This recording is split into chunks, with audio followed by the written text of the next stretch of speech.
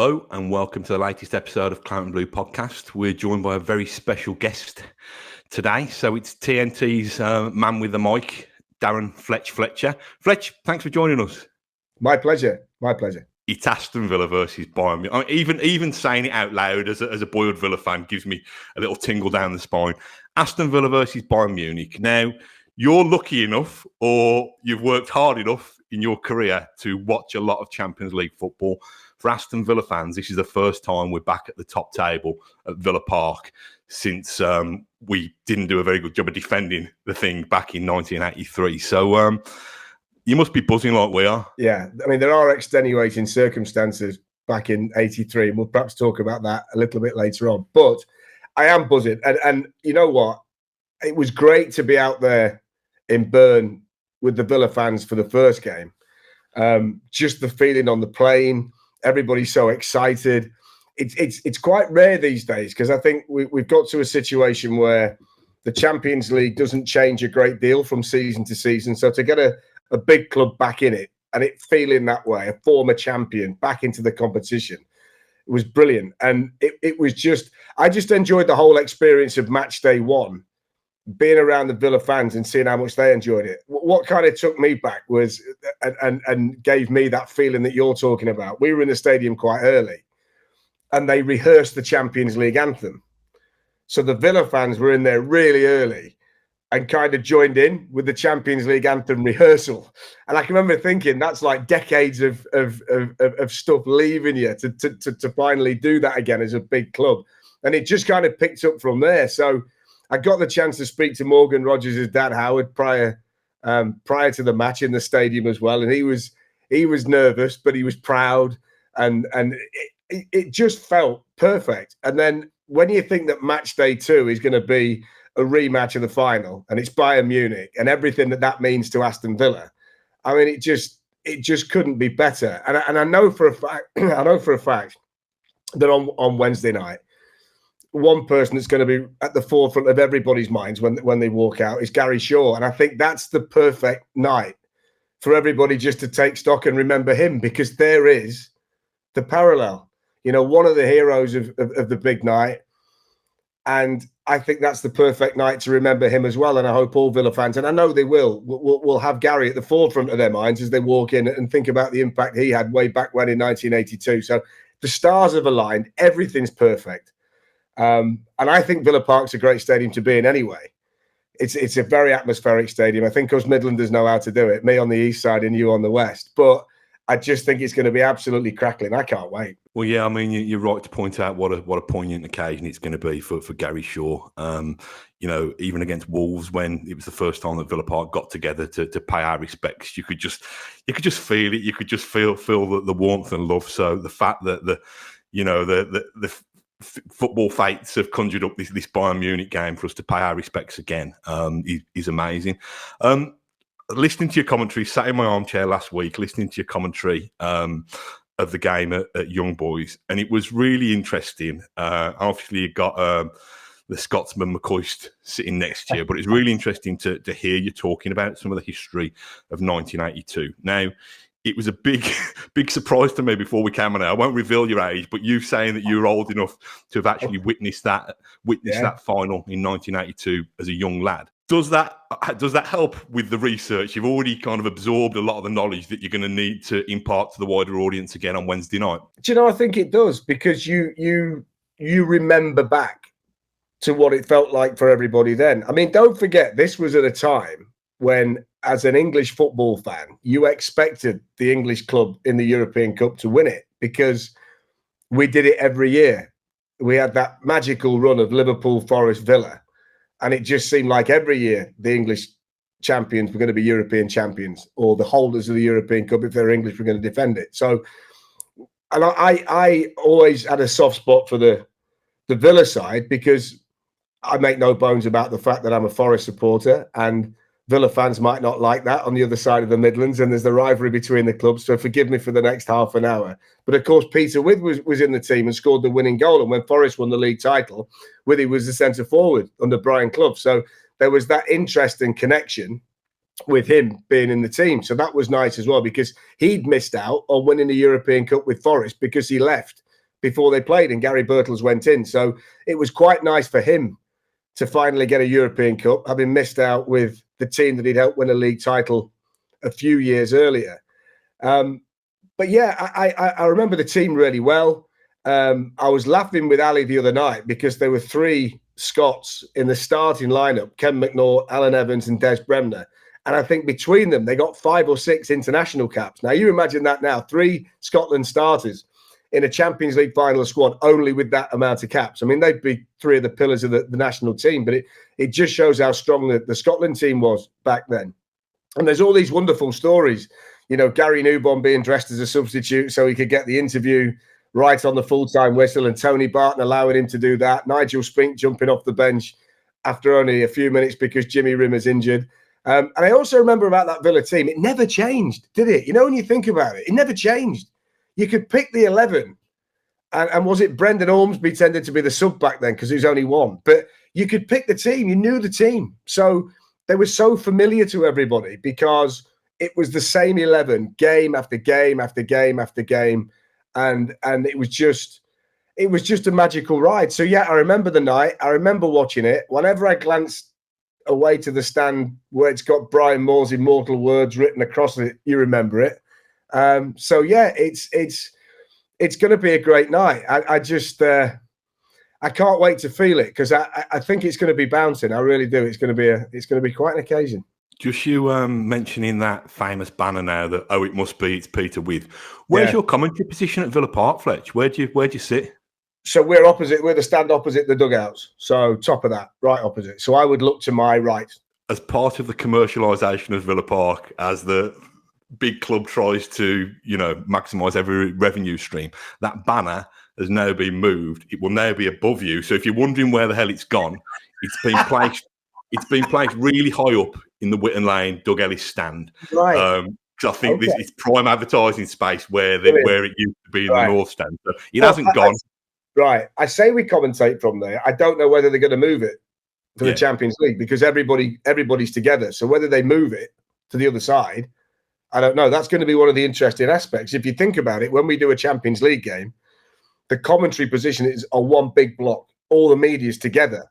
So that might be something that you'll see for the first time at Villa Park on Wednesday, the reconfiguration, so that it fits UEFA guidelines. So we might not actually be where we usually are. And what they do with the media on the night is going to be an interesting thing to see because everybody is supposed to be together. We're normally on the other side on our own pretty much. Media's then on the other side where the dugouts are. So they may well change that. It might look a little bit different on Wednesday because of that. I'll tell you what, I'll go upstairs. I found it the other night. I've got the programme from Villa Park in 1983 when they played Juventus.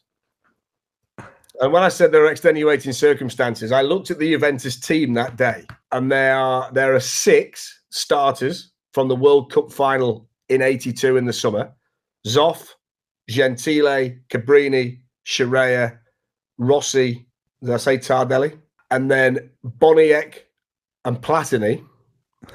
It was an astonishing side. When you look, and they didn't win the final. They got beat in the final by Hamburg. Felix Magath got the winner. And how that team didn't win the European Cup that year, having won the World Cup essentially the summer before. So when I said there were extenuating circumstances, that's the point I meant. I mean, you'd lost to 60% of the world champions. I mean, you had no chance on the night. I mean, when you looked at the team, you thought, well, you can't beat that. It was next time we come on, I'll get the programme out because I've got it upstairs. I found it the other day. And I thought, wow, because I had a bit of a thing about that Juve team, that 82-83 Juve team, because it was essentially the Italian World Cup winning side. So when I looked, and by the way, Bettiger was there. He was on the bench for the World Cup final. I think he came on. So that made it 7 that contributed to the final. There was a kid called Sergio Brio, who nobody had ever heard of in this galaxy of superstars. Boniek, Platini, Bettiger, the 6 who started, the keeper, and then him. I mean, whatever he felt like in the changing room, I got no idea. Because, I mean, he was like, that was like me playing for him. But it's great. When you look at it, you think, wow. So I've got the programme. It's upstairs. I'll next time I come on, I'll get it down. No, well, the fact that we put the same 11, 12 players, sent them to the well so many times in the previous 2 seasons. Exactly. It was the same team every time you looked. I got Coisty the other day, actually. I said to him, right, he went through the team and he couldn't get one player. One player he couldn't get. Which one couldn't he get? I'm just trying to think. Williams? Yeah, didn't get Gary Williams. He was the one he couldn't get. He needs to look at that banner. Yeah, didn't get Gary Williams, but everybody else couldn't get Gary Williams. Our producer Dan tells me that last time we got you on was very early in 2001, which begs the question: what the hell are we playing at? Can we try and get you on a bit more regularly in future if your schedule allows? But Aston Villa has changed beyond recognition. Dean Smith was still in charge then. We've now gone through Smith leaving, that being a bit of a blow to us, losing kind of one of our own who got us back onto the Premier League stage. Jack Grealish is obviously gone. Same goes for him. Steven Gerrard era, although it had little sprinkles of excitement, ultimately was a failed project, and that's been and gone. We're now back to Unai Emery. Now you speak to any Villa fan, build the statue, rename Villa Park after him, give him a contract for life, name every kid that's born within a 20-mile radius for the next 25 years. Unai, we love him. We love the bones of him. Can I just get your sense of, say looking from the outside, that's unfair because you've got a very good appreciation of Aston Villa. But from a slightly more impartial view, what do you make of the job that he's been doing here? Sometimes a manager is just the perfect fit for a football club. And I think he fits Aston Villa like a glove. But I think the club need a lot of credit here because they've been clever. Not only have they got Unai Emery, they've got everybody else. So you've taken away any kind of feeling that he might think the grass could be greener because he's got his technical director in Monchi, who, if he's not the best, he's certainly in the top three, and he's in everybody's argument. And he tends to be the talent spotter that everybody aspires to be. So you've got the best eyes, the best team in terms of recruitment operating from within your club. They've then allowed Unai to bring all of his staff. So he's got everybody with him. So he couldn't be more comfortable as a manager.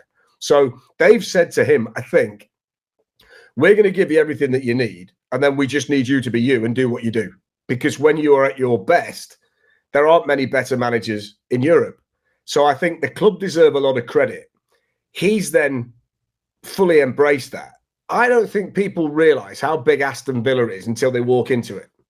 I think people can look at a league table or whatever they do and pick the big clubs out. But until you go in there and experience it, I don't think people realise how big it is.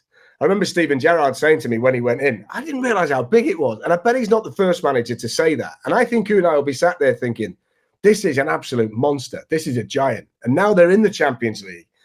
All of this can be realised. But when he went to Arsenal, didn't fit.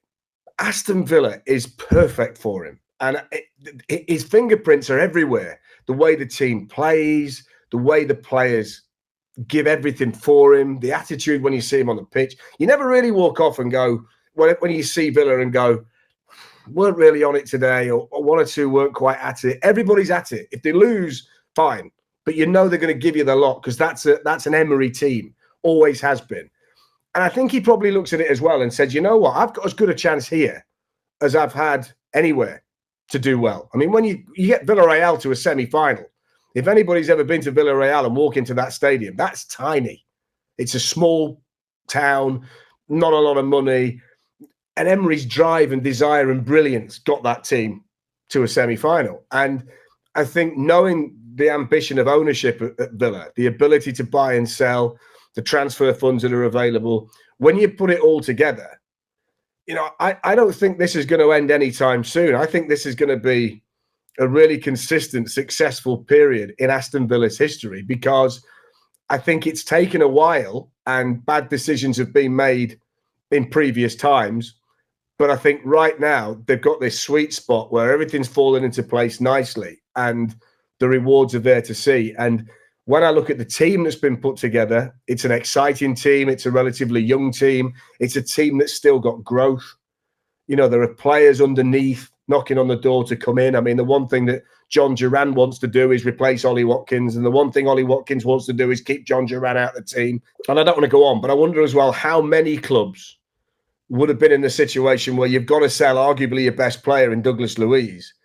You do that, but then when you come back for the following season, you look as good as ever. Now, I'm not saying that there won't be times this season where you'll miss Douglas Luiz, but that would have impacted clubs a lot harder than it has Aston Villa. And that shows you just how well it's being run, the fact that they're ready for every eventuality, the fact that they can buy and sell. And in a PSR age, that's going to be really important. For every Douglas Luiz that goes to Juventus, Morgan Rogers then comes in. And I think you can make a case he's been your best player this season. Statistically, it might not show that, but he was so impactful in Bern. And it's a team that I think is going to continue to evolve because you've got everything pretty much right at the moment. It's lovely to hear you talking and recognising the stature of Aston Villa as a football club. Now, like any fan base, we can probably have a little chip on our shoulder, but there's the perception amongst Villa fans that the wider world doesn't quite give us the credit, or Unai Emery and the backroom team and the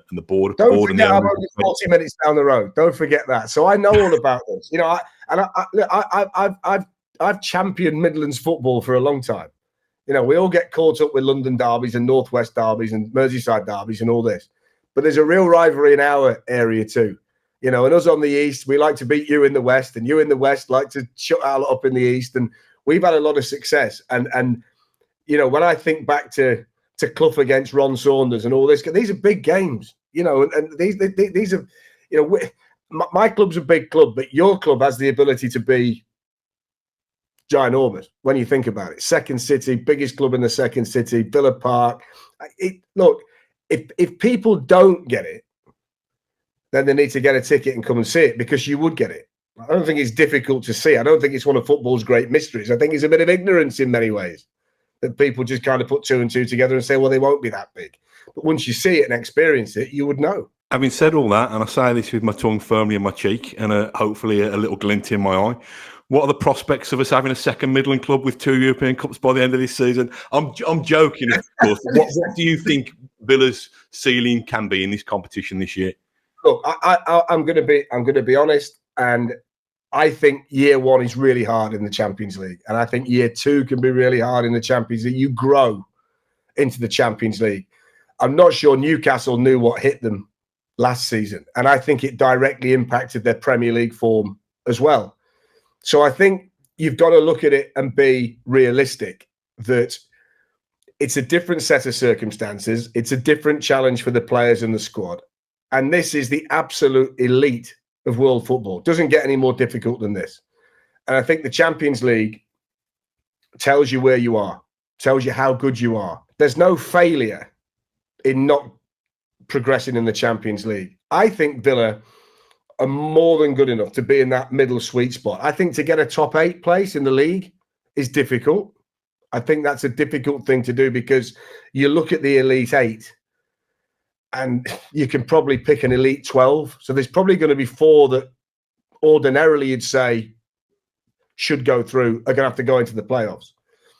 I've got no doubt that Villa are going to be in a playoff after Christmas. And then once you get to the knockout stage, I think this is where your manager's magic and experience kicks in. Because, as I say to you, 2 or 3 seasons ago, nobody would have given Villarreal the chance of navigating their way through to a semi-final. And by the way, they gave Liverpool a good game over 2 legs. So that they weren't overawed by that. I think get to the playoff, try and get through that, and then all bets are off. I mean, the draw can then dictate how it's going to go. So that can change things. But I just hope that they've not got an inferiority complex. I don't think they will have. I think they've got match winners. And I think they've got players, that there's players in the group who have been involved before. The manager's been involved before. So while I wouldn't be as bold as you as suggest that they could get a second one this year, I certainly expect them to be involved when it really matters. And I don't see any reason why that wouldn't be the case. What's your, I know it's still early days, Fletch, but what's your thoughts on this new format? Is it something that you're excited by? Do you think it didn't need changing, or what do you reckon?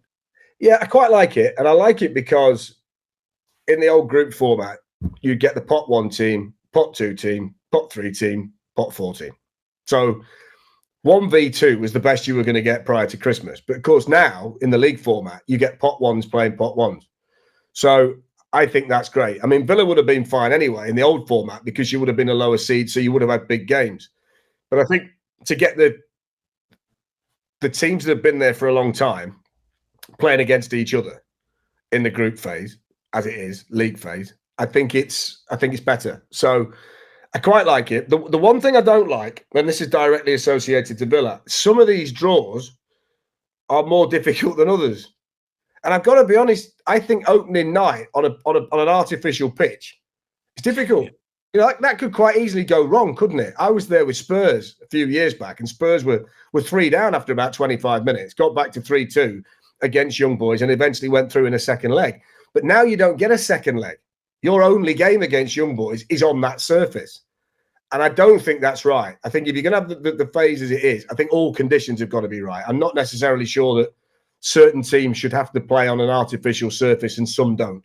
So I'm going to have to watch it for 2 or 3 years to see whether it's ultimately fair in terms of how the fixtures play out. But I was certainly a little bit miffed on Aston Villa's behalf that they have to play one of their away matches on a surface that they're not used to playing on, which I think loads the deck in favour of one or two others. So I didn't particularly like that. But looking at the way the fixtures have gone for the league phase, it looks as though there are going to be bigger games week on week through until we get to the knockout stage. And then it always ramps up at that point anyway. I think as a Champions League newbie, from a supporting point of view, I think the thing that's intrigued me is it almost feels like every other game is of relevance to you now. So, you know, I mean, my wife probably won't like me being buried away for more matches than I perhaps should when there's chores to be done around the house. But you know what I mean? You're involved in the whole competition, aren't you, really? Well, you are. And also, because it's a league format, you've only got to win one that you're not supposed to win. And then all of a sudden, those projections for the top 8 change. Maybe that's going to suit certain teams. I don't know. You know, if you're a Real Madrid, you know you're going to get through the group. So you know at what stage you're going to take your foot off the gas. You might not be able to do that this time. You know, Villa beat Bayern on Wednesday night, 2 out of 2. You're guaranteed to be in that top 8. And then you can start looking at what you need to do the rest of the way to stay there. That means that somebody that was expecting to be in drops out. And I think it's interesting that it's almost going to be like last season, Villa in the top 4 and teams shooting at them and being able to fend them off. They've got experience of doing it. So I think it gives us more of an opportunity for teams to be inspired and have something to defend as the competition develops, to think, well, hang on, we can avoid the playoffs here. And I think there's a group of teams, I'd put Liverpool and Aston Villa in that because I think Manchester City and Arsenal are our elite still. But I'd certainly think from a Liverpool and a Villa standpoint that they will look at this and they'll pinpoint certain fixtures within the league phase and say, look, if we can win those, then we've got a real chance of being a top 8 club. And then, of course, everything opens up. I think it gives you a chance to maybe do better than people expected at the outset. So I think it's a more open competition is probably what I'm trying to say. On the subject of Bayern, listen, I know they're hardly unknown, but what do you think Villa should expect? Well, I think what's interesting, I think Villa fans should look at Saturday's match against Leverkusen because they've played 6 games so far this season, all against teams they should beat. They've won every match. They've scored 29 goals. The last team they picked was pretty much last season's team that was being described as a letdown, plus Michael Elise, who got a couple of goals. So they've changed the manager. Company's gone in, as we know, but the team's not vastly different. So I don't think they've really been tested yet. And I think that they'll be looking at Saturday against the champions of Germany, Bayer Leverkusen, and then Wednesday at Villa Park as their 2 biggest tests of the season. So I'm not necessarily sure that we can completely say we know that this season's version of Bayern Munich is better than last season's version. So I think Saturday and Wednesday are going to be educational in that regard. All I would say is they look like Bayern Munich should look at this stage of the season, rattling goals in, stepping on people's throats, bullying everybody when they get the opportunity. But let's just stick the caveat in that we've not really seen them yet tested to the max, but we will see that in the next 2 games. You will make those centre-backs make mistakes.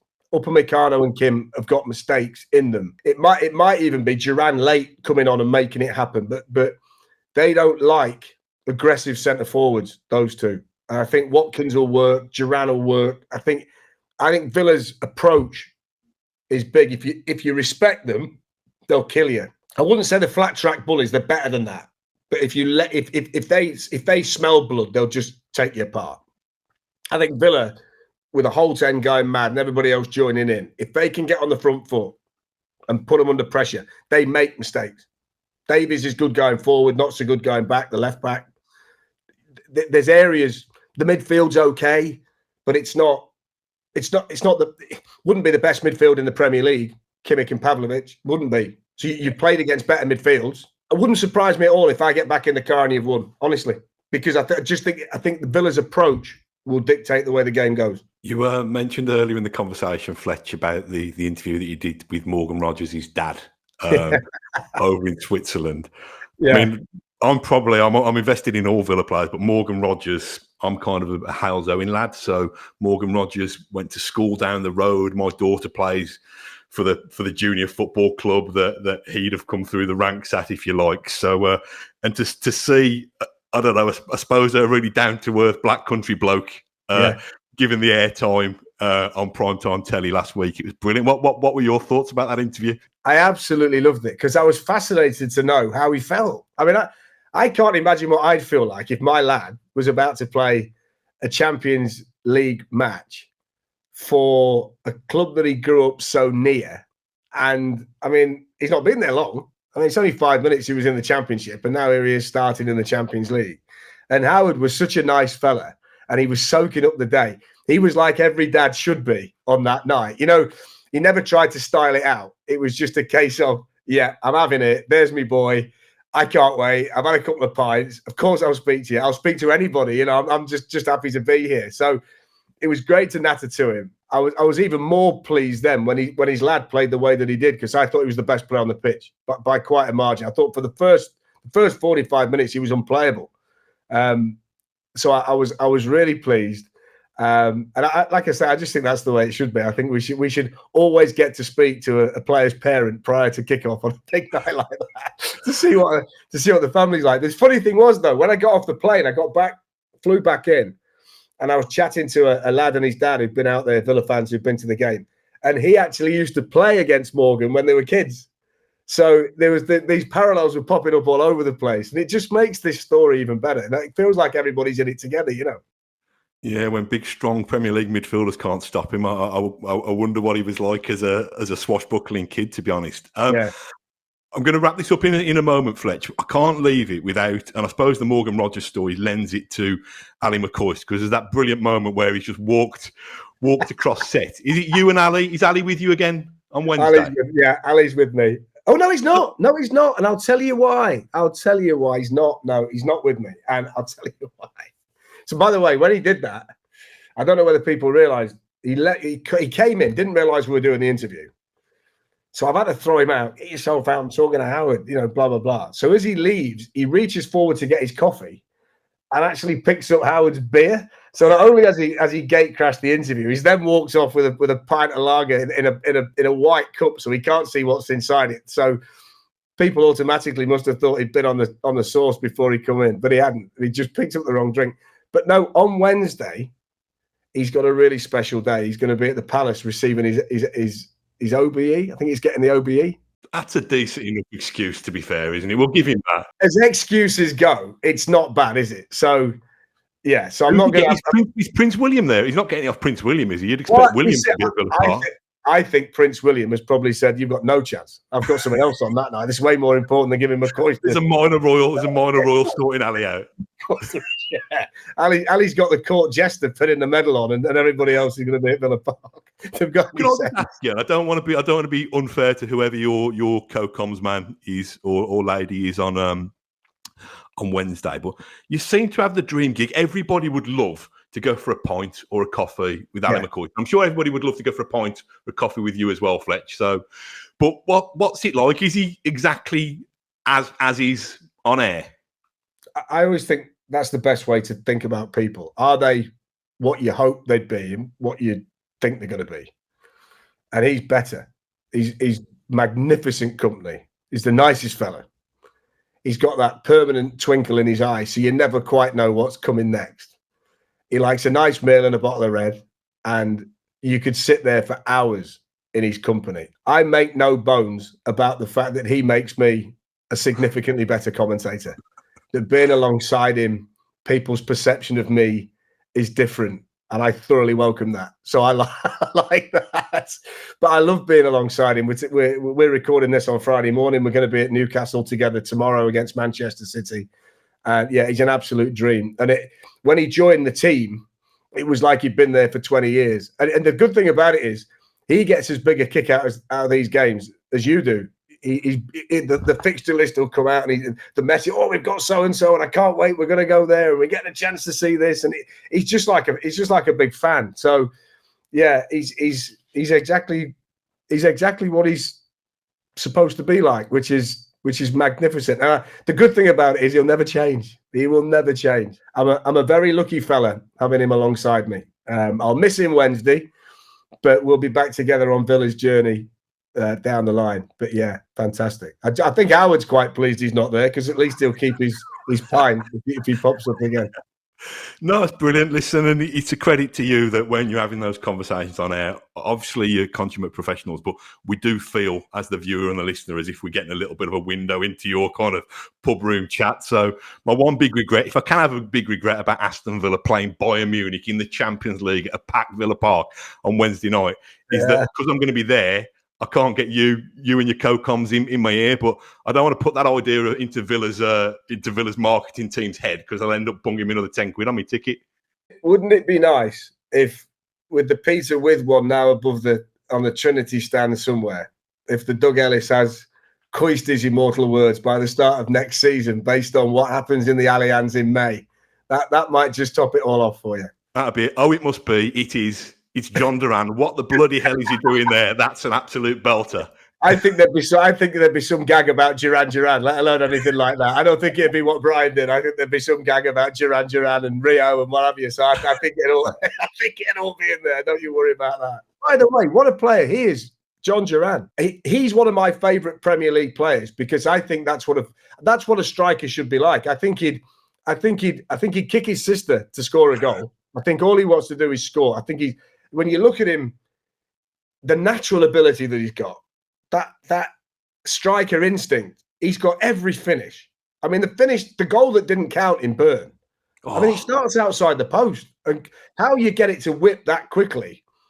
The goal he'd scored at the weekend against Everton is astonishing in terms of, again, the whip and bend he gets on that. I love him. And the question I've got in my mind, if he was really available for 40 million quid in the summer, how on earth is he still at Aston Villa? I mean, I'm looking around the Premier League at clubs who are desperate for centre forwards, and I cannot work out. I mean, everybody else has lost his Villa's gain if that's the case. I think he could be an absolute superstar. And again, you know, it's evidence that what's underneath is more than capable of replacing right now what's on the top. And I think that can only be good for the football club in general. But I've got a real soft spot for John Duran. I think he's I get a buzz when he comes on, because I expect, you know, as a football fan, you're in the stadium, you want that buzz that something's going to happen. Yeah. And the minute he comes on, you know it's not going to be quiet. The odds are he's going to score, and you think, what kind of goals are he going to get today? I just think he's brilliant. I really, really, really like him. I think he's my favourite Villa player. I like Morgan too, because Howard's a mate of mine now. But John Duran, more John Duran, please. I think he's great. I don't think I've ever seen a better disallowed goal than that. And I described it on our podcast on that night. You know, when you get down the bowling alley with your kids and somebody rocks up with their own shoes and their own bowling ball and puts the most amount of swaz on a ball, and you think, Christ, I can't even get it to go straight. It's like that. And I think with Duran and Rodgers, and I will let you go in a sec, I think Emery ball is all about exerting control and making sure that everybody, I suppose like most managers would say, but Emery does it really well, knows what their job is.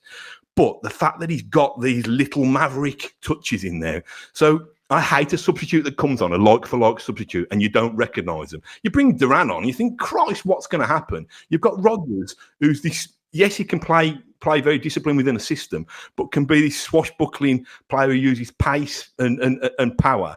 And I just think it just gives you that, you've almost got that comfort that Emery's team know what they're doing. But in moments where we need something that little bit different to create a difference that could win us a game, we've got these brilliantly talented Mavericks. So honestly, mate, I don't want to kind of go on too much, but what a time to be a Villa fan at the moment. Doesn't everybody want as well, opening night back in the Champions League, you want your centre forward to score and then stand in front of the away fans taking it? You want that, of course you do. You were all there with him. You'd have done exactly that, wouldn't you? And so would everybody else in Claret Blue in the stadium. He got dog's abuse after that for the rest of the game, and it just bounced off him. I had a natter with John McGinn after myself, and Ali went across to speak to him.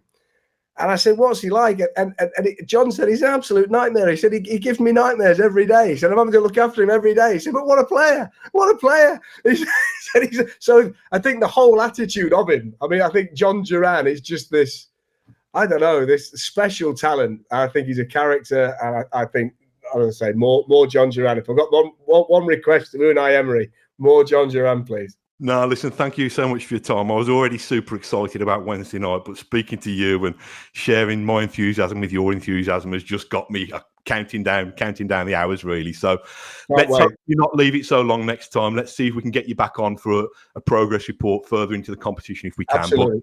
Always a pleasure. Whenever you need, whenever you want me to come on, I'm more than happy to do that. I really enjoy it. No, well, until next time, you've been watching Claret Blue with me, Matt Kendrick, and brilliant kind of, like I say, TNT man with a mic, Darren Fletcher. Both really looking forward to Aston Villa versus Bayern on Wednesday night, and up the Villa. Up the Villa. That's a collector's item. You'll be chased out of Nottingham with that one.